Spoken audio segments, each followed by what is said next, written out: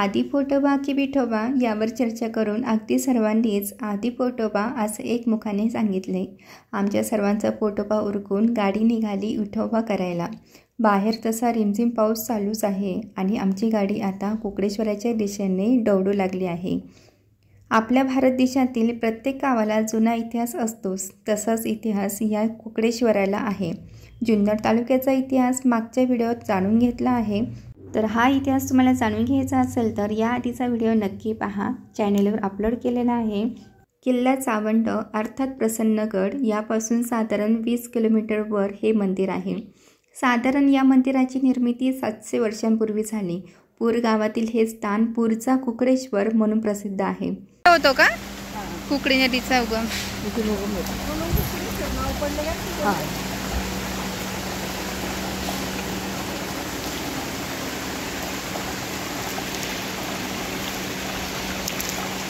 आपण आलो आहोत आता मामांच्या घरून कुकडेश्वर मंदिर आहे तिथे। त्या मंदिराचं आता बांधकाम चालू आहे, पण ते मंदिर कसं आहे ते तुमच्यावर शेअर करते। आता जस्ट तुम्ही पाहिलं ती कुकडी नदी तिथून उगम पावते, ते स्थान आहे कुकडी नदीचं। इकडे काय आता रिनोव्हेशनचं काम चालू आहे ना।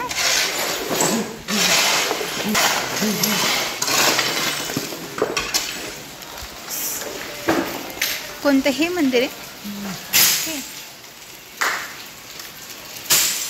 हे मंदिर आहे।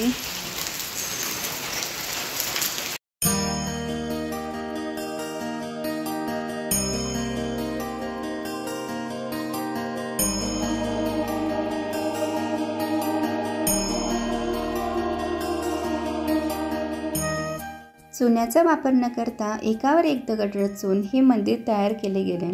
मंदिराजवळ पोहोचताच द्वारशाखेजवळील सुरेख गणेशपट्टीने आमचे लक्ष वेधून घेतले।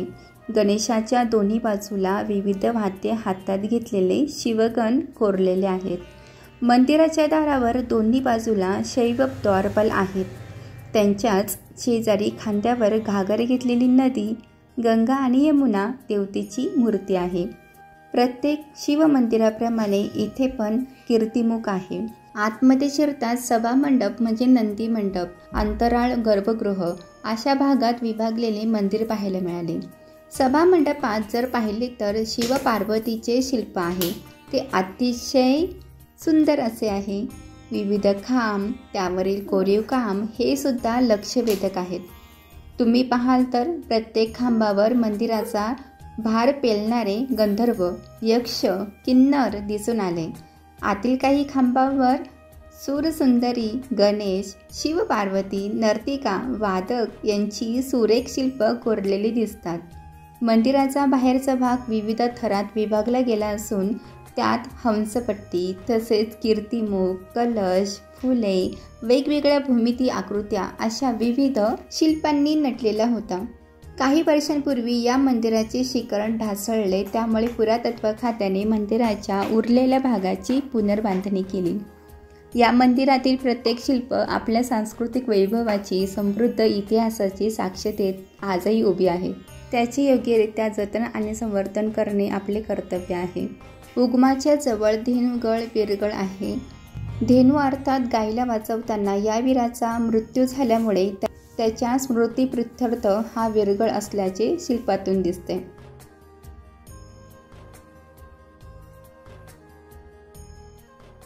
दर्शन घेतलं आम्ही आणि इकडे तुम्ही पाहताय तर काम प्रोग्रेसमध्ये चालू आहे आणि वरचा जो कळस आहे तो पण आता करणार आहे, नवीन बांधकाम करणार आहे वरती, त्यामुळे तो कळस काढलेला आहे। त्यामुळे पूर्ण मंदिर काही आपल्याला पाहता आलं नाही, पण बघूया नेक्स्ट टाईम आता आल्यावर मामांकडे। आणि इथे भात शेती केली जाते, जसं तुम्हाला व्हिडिओमध्ये पाहिलंच तुम्ही।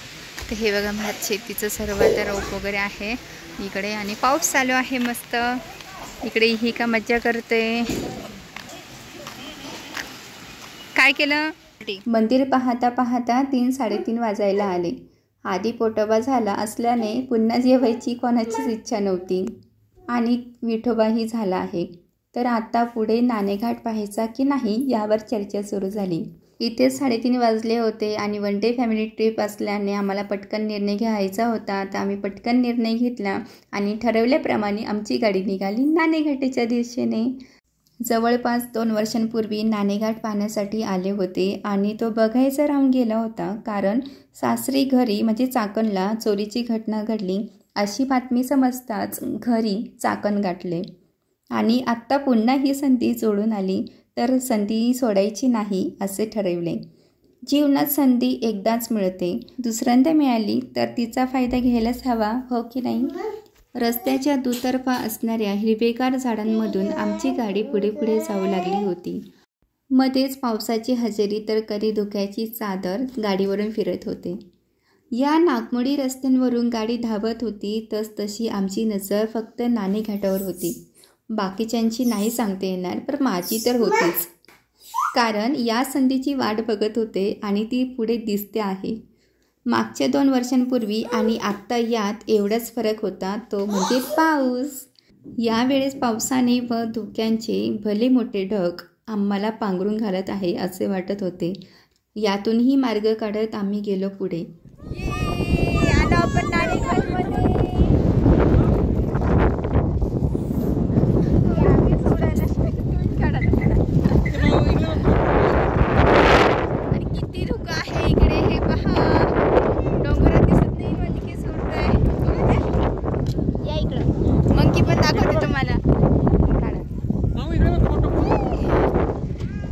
खूप गर्दी आहे इकडे, गाड्या लावलेल्या आहेत, टू व्हीलर. आणि इकडे पंखी कुठे गेला? इथे बसला होता, तिकडे पळत होते त्या साईडला मंकी. आणि इकडे हे बघा किती धुकं आहे, पाठीमागे पुढचं काही दिसत नाही.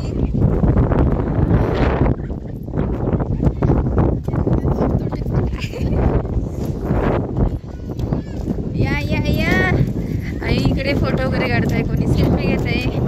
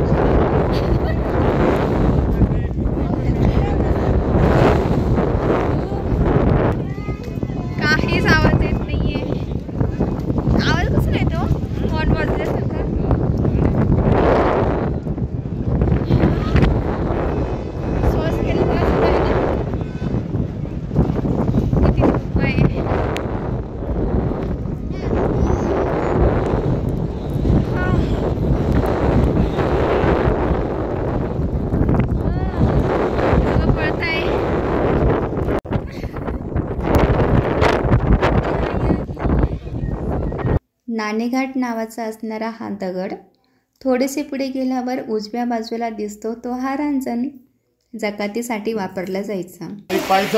हो हो बरोबर आहे.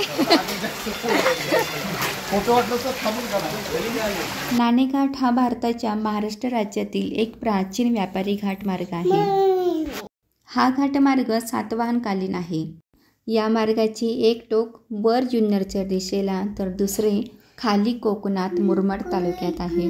मला माहिती असल्याप्रमाणे येथे नाणेघाटातील जकातीचा रांजण, नाणेघाटाची नळी आणि नाणेघाटातील गुहा आणि येथील प्राचीन लिखाण ब्राह्मी भाषेत आहेत. यापैकी आम्ही रांजण आणि मुख्य वाट पाहिली आहे आणि इथे ना खूप काही पाहण्यासारखं आहे, पण आता वेळेअभावी आम्हाला पुढचे प्लॅन्स कॅन्सल करावे लागत आहे. पावसात आणि धुक्यात भिजत काही फोटोज काढलेत. हेच फोटो साक्षर राहतील पुन्हा एकदा नाणेघाट बघायला येऊ त्यासाठी. पुन्हा येण्याची मनात खूप इच्छा तर आहे. नियतीने पुन्हा अशी संधी दिली ना तर नक्कीच येऊ.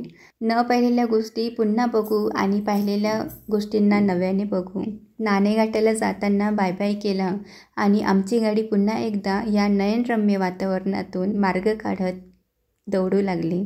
चला तर तुम्हाला सुद्धा बाय बाय करते आणि या प्रवासात तुम्ही सुद्धा माझ्याबरोबर सामील होता त्यासाठी खूप खूप धन्यवाद. पुन्हा भेटूया पुढच्या नवीन व्हिडिओमध्ये अशाच एका इन्फॉर्मेटिव्ह व्हिडिओमध्ये. आवडला असेल तर लाईक करा, शेअर करा, सबस्क्राईब करा आणि कमेंट करायला विसरू नका. भेटूया पुढच्या व्हिडिओमध्ये. Bye bye, take care.